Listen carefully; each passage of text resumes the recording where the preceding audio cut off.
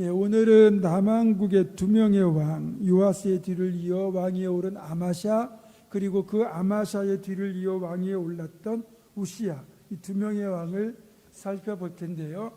우리가 지금껏 살펴보고 있던 열왕기하의 말씀보다 역대기의 이 왕들의 내용이 좀 더 자세하게 실려 있어서 본문을 역대하로 바꿨습니다.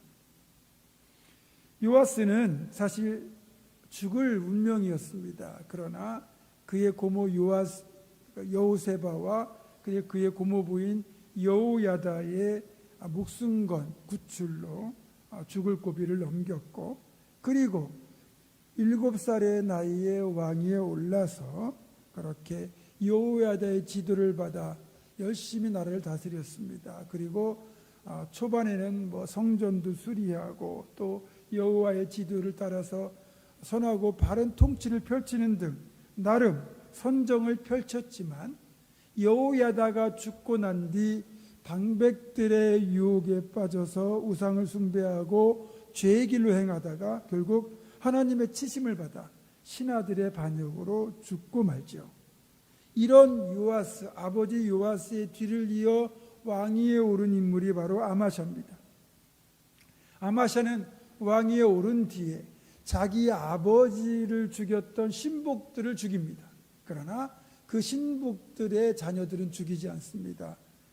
이 사실은 왕을 죽인다는 건 일종의 반역이고, 그 반역을 꾀한, 역모를 꾀한 그 집안은 3족을 멸할 정도로 엄하게 처벌을 하는데, 아마샤는 그렇게 신복들은 죽였지만 그 자녀들은 죽이지 않을 정도로 관대한 정책을 펼치기도 했고요. 또 여호와 보시기에도 정직하게 행합니다. 그러면서 하나님께서 그에게 복 주시니까 나라가 안정되어 가요. 나름 이렇게 정치를 잘하고 있던 아마샤였는데, 이런 아마샤에게 본격적인 문제점이 드러나기 시작한 때가 에돔이라는 나라와 전쟁을 해서 승리한 직후입니다. 이 내용을 좀 더 자세하게 말씀드리면 이렇습니다. 이제 에돔과의 전쟁을 앞두고 아마샤가 남왕국 유다에 있는 군대를 소집했는데 숫자가 30만 명입니다. 그런데 이 숫자로는 아무래도 좀 전쟁에서 이기기 힘들었다는 생각이 들었는지 그 수당을 주고 북왕국의 군사 10만 명을 용병으로 고용을 합니다.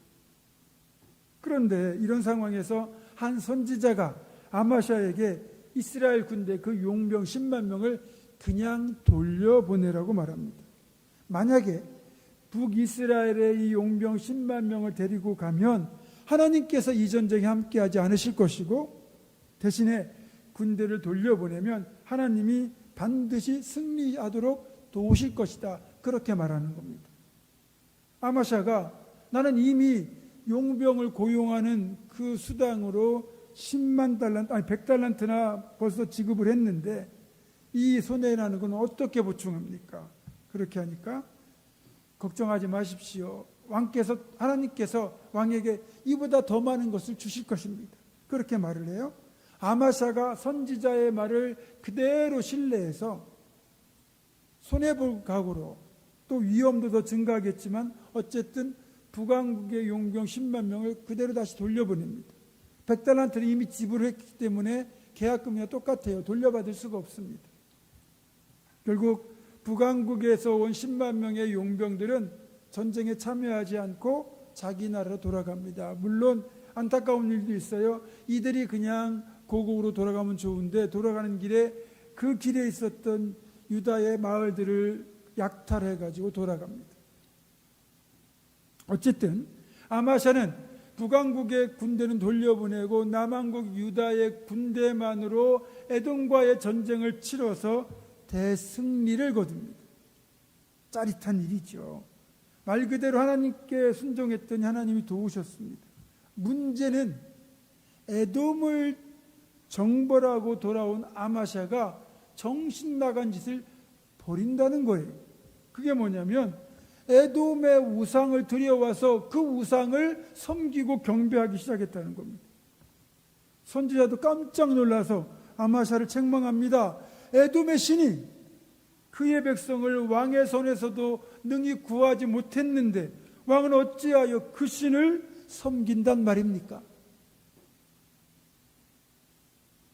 하지만 아마샤는 적반하장으로 이렇게 자신을 책망하는 선지자를 향하여 오히려 더 큰 소리를 칩니다. 내가 당신을 언제 나의 영적 조언자로 삼았습니까? 언제 나의 모사로 삼았습니까? 불과 얼마 전까지만 해도 이 선지자의 말을 듣고 북왕국의 10만 명의 용병을 그대로 돌려보냈고, 그리고 그 말대로 에돔과의 전쟁에서 승리했습니다. 그런데 에돔과의 전쟁에 승리하고 나니까 아마샤가 그만 교만해진 거예요. 그리고 선지자를 통하여 주시는 하나님의 말씀을 오히려 무시합니다. 결국 아마샤는 선지자를 통하여 하나님의 책망을 듣게 되죠. 왕이 이 일을 행하고 나의 경고를 듣지 아니하니 하나님이 왕을 멸하시기로 작정하신 줄 알았노라. 하나님이 이 일 때문에 아마샤를 멸하기로 작정하셨다는 거예요. 무서운 일 아닙니까? 참으로 안타까운 일입니다. 여러분, 사람 변하는 거 순간입니다. 전쟁에서 승리하게 하신 하나님께 영광을 돌려도 부족할 판에 오히려 정복지의 우상을 드려왔다는 것, 제정신이라고 볼 수 없는 거죠. 에돔과의 전쟁에서 승리한 직후 승리가 그를 교만하게 만들고 우상 숭배의 유혹에 빠지게 만든 겁니다. 그래서 우리가 어떤 일에서 승리한 직후, 기도 응답을 받은 직후, 꿈꾸던 일을 성공적으로 치른 뒤에 찾아오는 교만과 유혹을 정신 바짝 차리고 대처해야 우리도 넘어지지 않습니다. 한번 우리가 교만에 빠지고 유혹에 넘어가면 그때는 돌이키기가 정말 힘들어지거든요. 이렇게 에돔과의 승리를 통하여 한껏 교만해진 아마샤는 선지자의 말을 무시할 뿐만 아니라 북왕국 이스라엘을 향하여 선전포고를 합니다. 에돔과의 전쟁에서 승리한 뒤에 자신감이 뿜뿜 완전히 충만해진 거죠. 게다가 북왕국의 군사 10만 명을 그렇게 용병으로 고용하고자 지불했던 100달란트의 수당뿐만 아니라 이 용병들이 돌아가면서 유다의 마을들을 약탈한 것 때문에 상한 자존심까지 회복하려고 선전포고를 한 거예요. 이렇게 교만에 빠져서 선전포고를 한 아마샤에게 하나님은 북왕국 그때 왕이었던 요아스를 통하여 충고하셨습니다. 역대하 25장 19절입니다. 네가 에돔을 쳐서 파하였으므로 마음이 교만하였으니 스스로 영광을 삼아 왕궁에나 내 집으로 돌아가라. 어찌하여 화를 자취하여 너와 유다가 함께 망하고자 하느냐. 아마샤는 동족 간에 싸우지 말자고, 그리고 하나님께서 주신 너의 왕국에서 그렇게 평안하게 살아라 충고했지만 교만해진 아마샤의 귀에는 이런 요아스를 통하여 들려주신 하나님의 음성이 전혀 들리지 않았습니다. 끝내 전쟁은 벌어졌어요. 베스메스라는 곳에서 그렇게 남왕국과 북왕국의 군대가 충돌했는데 이 전쟁에서 아마샤가 이끄는 남왕국의 군대가 크게 패하고 말았습니다. 아마샤는 이 전쟁에서 북왕국의 왕 요아스에게 사로잡힙니다. 그리고 요아스는 예루살렘까지 쳐들어와서 성벽을 헐고 성전과 왕궁 곳간에 있는 모든 금은 보물, 그릇들까지 탈취하고 심지어는 백성들까지 포로로 끌고 갑니다. 끔찍한 결과지요. 이날 이렇게 아마샤와 요아스가 남왕국 군대와 북왕국 군대를 이끌고 전쟁을 한 뒤 더 이상 이 남왕국과 북왕국은 좋은 관계를 회복하지 못했습니다. 그리고 그 이후 계속 서로를 향하여 크고 작은 전쟁을 벌이다가 차례로 멸망하고 말았습니다. 서로를 향하여 싸우다가 국력을 낭비한 겁니다. 싸울 대상을 제대로 알지 못할 때 벌어진 안타까운 결과이기도 하죠. 사실 이 전쟁은 하나님께서 원하시지도 않고 허락하신 일이 아님에도 불구하고 오직 남왕국의 왕 아마샤가 교만에 빠져서 자신의 자존심을 세우겠다는 이유만으로 일으킨 전쟁입니다. 그러니까 영적인 측면에서 보면 아마샤가 에돔과의 전쟁에서 승리한 직후 교만한 마음을 품었을 때 사탄이 그 틈을 파고들어 아마샤를 유혹하고 지배하기 시작한 겁니다. 여러분, 우리가 교만할 때 틈이 생기고요, 그 틈으로 사탄이 들어와 우리를 유혹하여 넘어뜨립니다. 우리가 늘 나 자신을 점검하고 깨어 있어야 하는 이유가 바로 여기에 있습니다. 넘어지지 않기 위해서입니다. 영적으로 졸아도 안 되고 무뎌져도 안 됩니다. 결과적으로 보면 아마샤 역시 자기 아버지처럼 실패한 인생이 되고 말았습니다. 아마샤의 삶과 아버지 요아스의 삶이 너무 닮아 있거든요. 그 요아스의 삶이 어땠습니까? 요아스도 처음에는 여호와 보시기에 정직하게 행하고 그렇게 나름 잘 통치를 행했지만 대제사장이 여호야다가 죽게 되니까 방백들의 유혹에 넘어가 우상을 숭배하고 죄를 짓잖아요. 그러다가 하나님 보내신 선지자 여호야다의 아들 스가랴를 돌로 쳐 죽이도록 하고요, 결국은 아람과의 전쟁에서 패하여 부상을 당한 뒤에 반란이 일어나 신하들의 손에 의해서 비참하게 죽습니다. 그리고 그의 시신은 다윗 왕의 묘실에 묻히지 못하고 예루살렘 성 일반 무덤에 묻히고 말아요. 이런 요아스의 모습을 아들인 아마샤가 그대로 닮았습니다. 통치 전반부는 여호와 보시기에 정직히 행했는데 에돔과의 전쟁에 승리한 직후 교만해지고 에돔의 신을 섬기는 등 우상 숭배를 자행합니다. 그리고 그를 향하여 책망하는 선지자의 말도 무시하죠. 그 결과 아마샤 역시 북왕국과의 전쟁에서 패했을 뿐만 아니라 신하들의 반역으로 라기스라는 곳에서 죽게 됩니다. 그리고 아마샤 역시 다윗 왕의 묘실에 묻히지 못하고 예루살렘 성 안에 묻히고 맙니다. 역대하 25장 28절입니다. 그의 시체를 말에 실어다가 그의 조상들과 함께 유다 성읍에 장사하였더라. 기가 막힌 건 이렇게 교만하게 행하다가 하나님으로부터 징계를 받고 결국 다윗 왕의 묘실에 묻히지 못하는 건 요아스, 아마샤뿐만 아니라 또 아마샤의 뒤를 이어 왕위에 오른 우시야까지 동일하게 벌어진 일이라는 겁니다. 역대하 26장을 보면 이제 아마샤의 뒤를 이어 왕위에 오른 인물이 아마샤의 아들 우시야인데, 이 열왕기서에는 이 우시야를 아사랴라고 하는 이름으로 그렇게 표현합니다. 아마도 아사랴라고 하는 이름을 가진 제사장이 동시대에 있었기 때문에 두 사람을 구분하기 위하여 왕인 아사랴는 우시야라는 또 다른 이름으로 불렀던 것으로 보여요. 이 우시야는 왕이 된 뒤에 나름 선하고 정직하게 통치합니다. 우시야가 선하고 정직할 수 있는 비결이 나와요. 역대하 26장 5절 상반절이에요. 하나님의 묵시를 밝히 하는 스가랴가 사는 날에 하나님을 찾았고, 여기에 나온 스가랴는 요아스 때 바른 말을 하다가 순교한 여호야다의 아들 스가랴가 아닌 또 다른 인물입니다. 우시야를 영적으로 바르게 인도하는 선지자였다는 걸 우리가 알 수 있는데, 이 스가랴가 끝까지 만약에 살아서 우시야를 보필했다면 훗날 우시야의 타락은 없었을 것이라는 아쉬움이 존재해요. 이렇게 어쨌든 선하고 정직하게 통치하는 우시야에게 하나님이 복 주셔서 엄청 형통하게 됩니다. 역대하 26장 5절 하반절입니다. 그가 여호와를 찾을 동안에는 하나님이 형통하게 하셨더라. 아멘. 그러면 어느 정도로 형통했느냐가 나오거든요. 이어지는 내용을 보니까 우선 블레셋과 아라비아와 마온 사람들을 다 정복합니다. 또 암몬까지도 정복하고 이들로부터 조공을 받게 돼요. 그러니까 지리적으로 보면 유다 왕국을 둘러싸고 있던 이방 나라들, 주변에 있는 모든 나라들을 다 정복한 겁니다. 그래서 사방의 모든 대적의 위협을 제거하고 완벽한 평화를 누릴 수 있었습니다.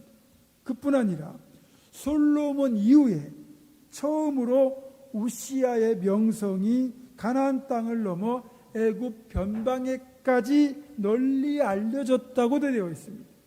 그러니까 한마디로 땅의 복, 명예의 복, 평안의 복을 누리는 형통의 복이 그에게 임한 겁니다. 이 모두가 영적 조언자인 스가랴의 인도를 따라 우시아가 하나님을 찾았기 때문에 하나님이 주신 복들이었습니다. 그래서 영적 조언자의 존재는 정말로 중요합니다. 우시아의 조부인 요아스 역시 영적 조언자인 여호야다가 곁에 있을 동안에는 정말로 정직하고 선하게 행했습니다. 따라서 여호야다가 먼저 죽지 않았다면 요아스의 타락도 없었겠죠. 또 북왕국 이스라엘의 왕이었던 요아스는 엘리사 선지자의 임종을 앞두고 엘리사를 향하여 내 아버지여 내 아버지여 이스라엘의 병거와 마병이여 이렇게 말을 하잖아요. 이걸 보면 북왕국의 왕이었던 요아스는 영적 조언자의 중요성을 깨닫고 있었던 것으로 보입니다. 이처럼 영적 조언자가 곁에 있다는 건 엄청난 축복이에요. 그래서 영적인 분별력이 있는 지혜로운 자는 영적 조언자의 소중함을 압니다. 실제로 이스라엘 역사를 보면 역대 이스라엘의 왕들이 영적 조언자들의 말을 귀담아 듣고 순종할 때는 왕들의 통치도 평탄하고 나라도 부강하고 백성들도 더불어 평화를 누리고 살았습니다. 만약에 좋은 영적 조언자가 여러분 곁에 있다면 이는 당연히 감사해야 할 일입니다. 우리가 영적 조언자들의 말에 귀를 기울이며 그들의 가르침에 따라 하나님을 찾을 때 하나님이 우리를 도우십니다. 다시 말하면 우리가 형통하고 싶다면, 성공하고 싶다면 그 비결은 단순합니다. 영적 조언자를 통하여 주시는 하나님의 말씀대로 순종하고 하나님을 찾으면 그렇게 될 수 있습니다. 하나님을 찾는다는 건 다른 말로 하면 다른 것 의지하지 않고 하나님만 의지한다는 뜻입니다. 또 하나님을 사랑한다는 뜻이기도 합니다. 하나님은 하나님을 사랑하는 자들을 찾으시고 만나주시고 사랑을 주십니다. 잠언 7장 14절입니다. 나를 사랑하는 자들이 나의 사랑을 입으며 나를 간절히 찾는 자가 나를 만날 것이니라 라고 말씀합니다.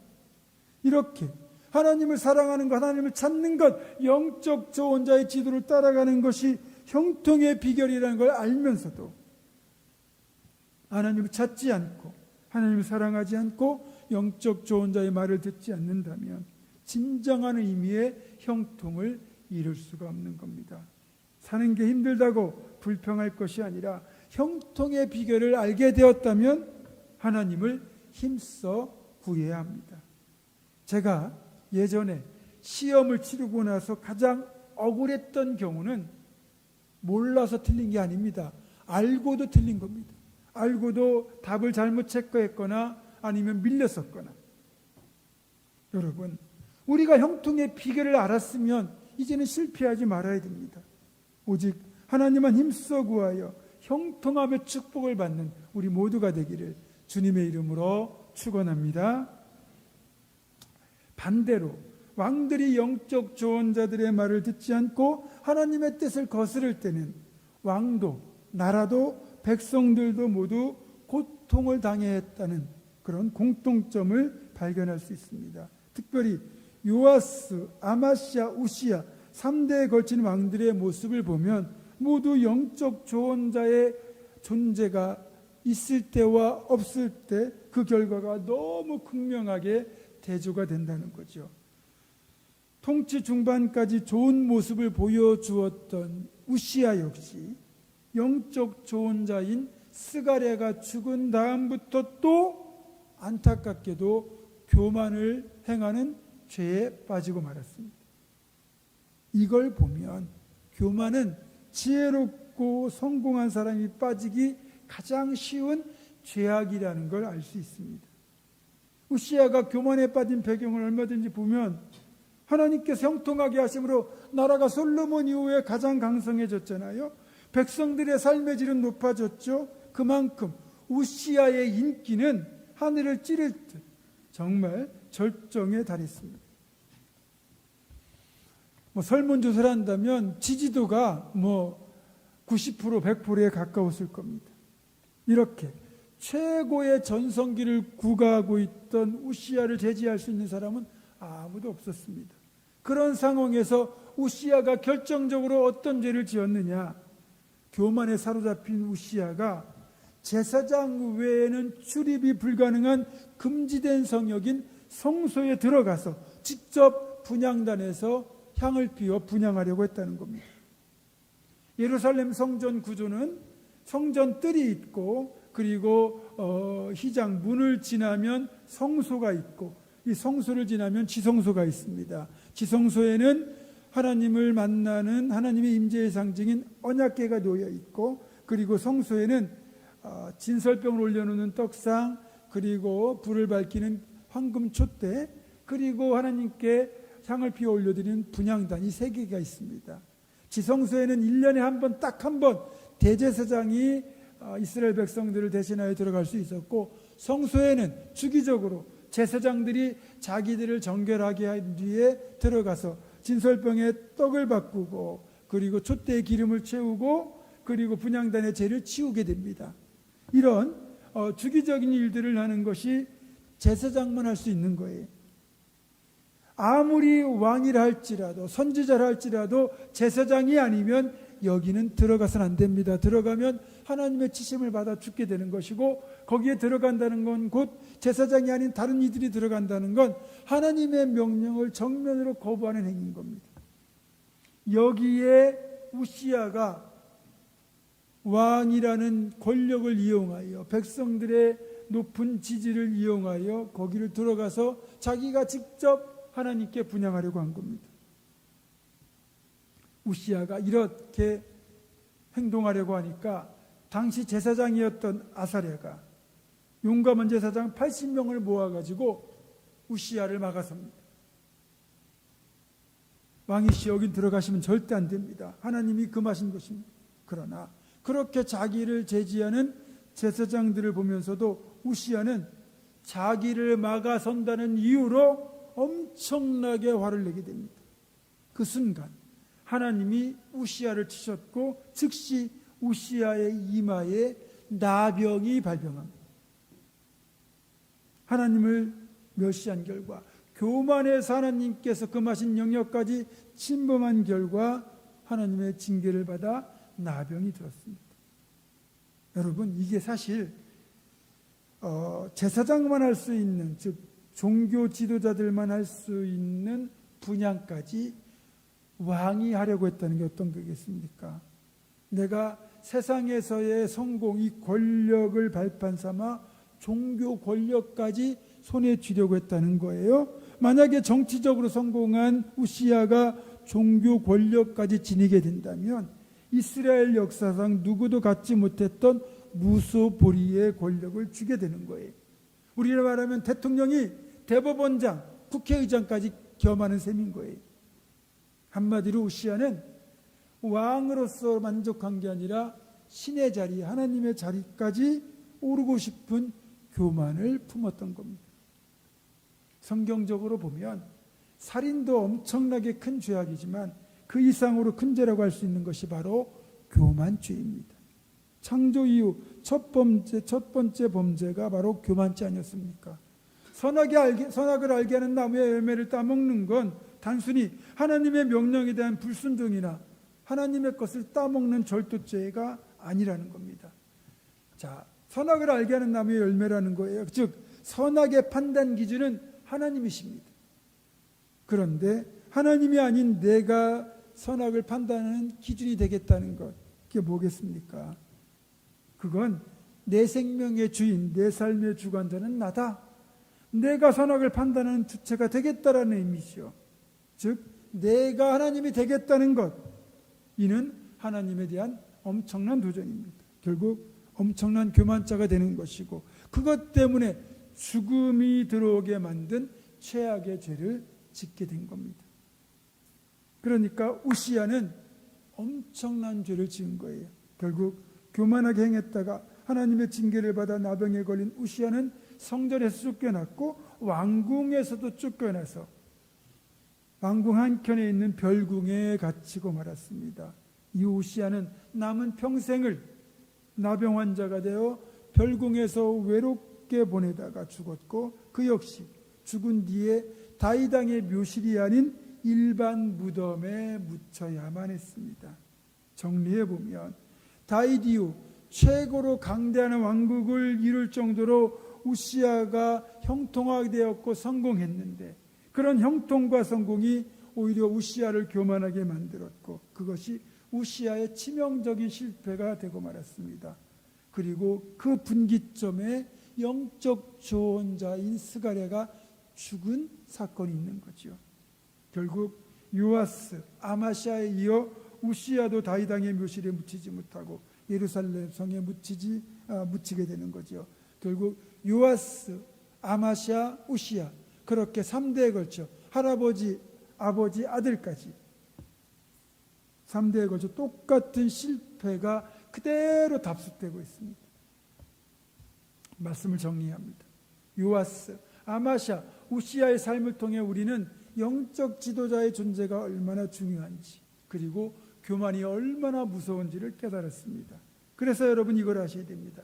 영적 지도자를 존중하고 따르는 것이 진정 복된 길이라는 것, 또 교만과 관련해서도 나는 기도 많이 하니까, 나는 믿음이 좋으니까 끄떡없다라고 생각하는 것이 가장 위험하다는 겁니다.